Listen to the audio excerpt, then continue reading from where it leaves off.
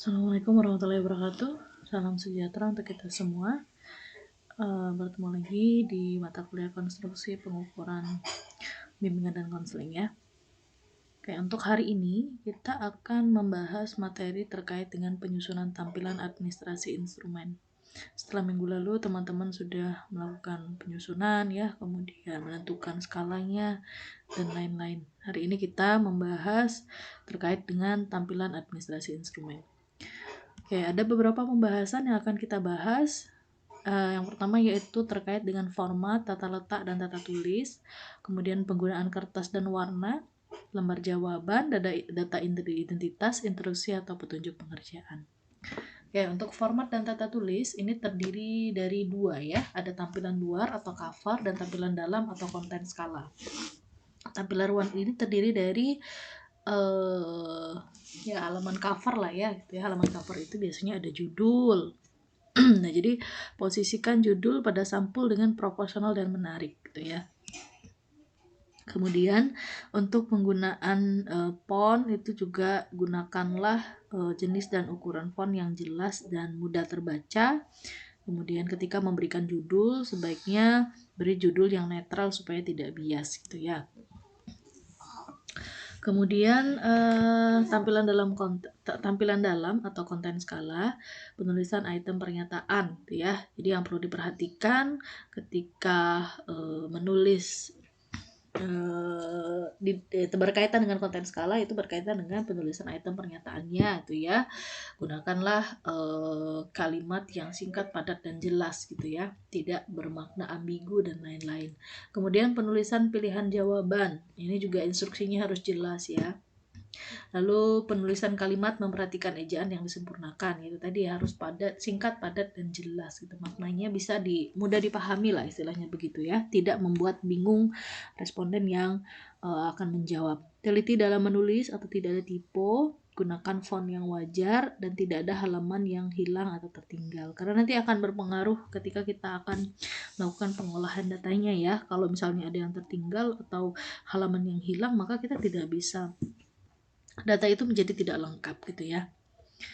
Kemudian untuk tata letak sendiri yang perlu diperhatikan itu adalah prinsipnya ya, tata letak itu memudahkan subjek dalam memberikan jawaban seketika. Artinya tidak mempersulit begitu ya. Kemudian menarik, berarti item itu dibuat secara profesional. Item tidak banyak sehingga tidak terlalu banyak halaman atau cukup satu halaman saja. Nah, pada penulisan item kemarin saya juga sudah sempat menyinggung ya, bahwa item yang baik itu bukan item yang banyak gitu, tapi bagaimana item itu mewakili konstruk ukur gitu ya, atau mencerminkan konstruk ukur begitu, sehingga tepat untuk mengukur apa yang ingin kita ukur atau konstruk ukurnya gitu ya. Jadi item banyak atau sedikit itu tidak menjamin kualitas dari instrumen gitu ya, tapi apakah item tersebut mewakili atau mencerminkan atau mencirikan konstruk ukur atau tidak gitu ya. Lalu yang berikutnya penggunaan kertas dan warna. Untuk penggunaan kertas dan warna ini yang perlu diperhatikan yaitu yang pertama, lebih baik menggunakan satu muka kertas, tidak bolak-balik gitu ya. Ini jika yang di print out ya. Kalau misalnya melalui Google Form, nah berarti barangkali dia tidak terlalu banyak halaman gitu ya. Terus bila item banyak bisa dibuat dalam format booklet ya. Terus bila item sedikit bisa berupa lembaran saja. Booklet itu berarti seperti buku ya. Variasi warna pada kertas boleh saja asalkan tulisan masih terbaca, jelas, dan proporsional atau tidak berlebihan ya. Jadi penggunaan warna sih sah-sah aja atau boleh-boleh aja, cuman ya jangan sampai nanti terlalu banyak warna atau malah ketika membaca itu orang-orang malah nggak fokus gitu ya membacanya, malah karena tampilannya terlalu heboh misalnya gitu.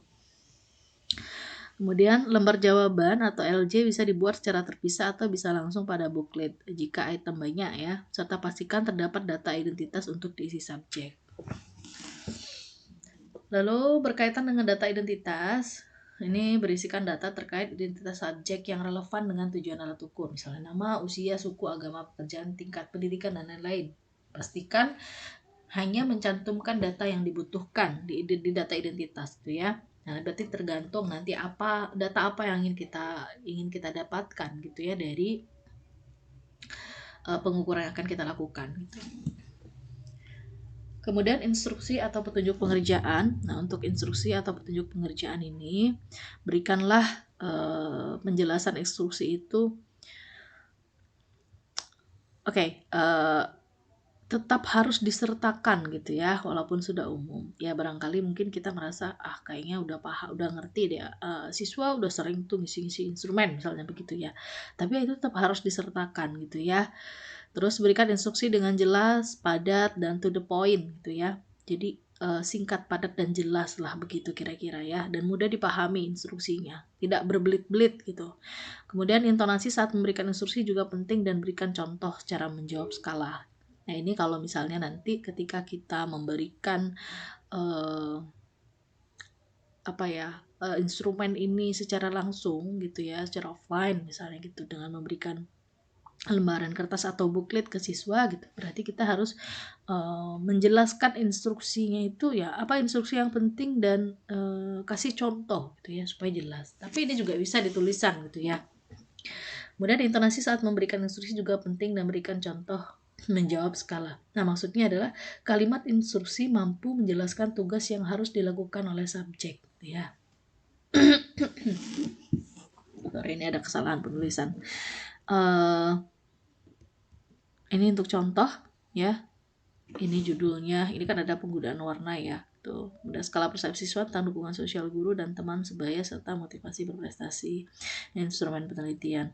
Berarti nama skalanya apa? Bukan judul skripsi atau judul penelitian yang akan Anda lakukan ya kalau ngasih instrumen itu. Misalnya nanti pada saat teman-teman skripsi, kalaupun teman-teman sedang melakukan skripsi tapi tidak perlu mencantumkan judulnya, tapi nama skalanya apa gitu ya.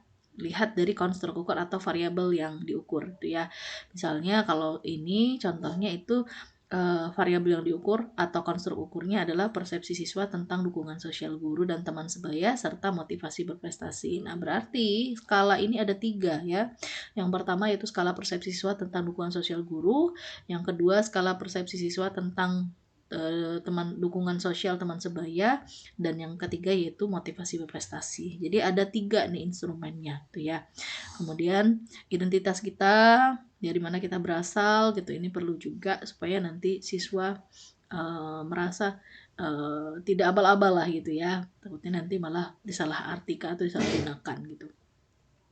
Kemudian ini ada pengantar, ya pengantar ini bagaimana kita menjelaskan ke siswa atau koresponden kita bahwa kita ingin meminta siswa untuk mengisi instrumen yang akan kita berikan gitu ya.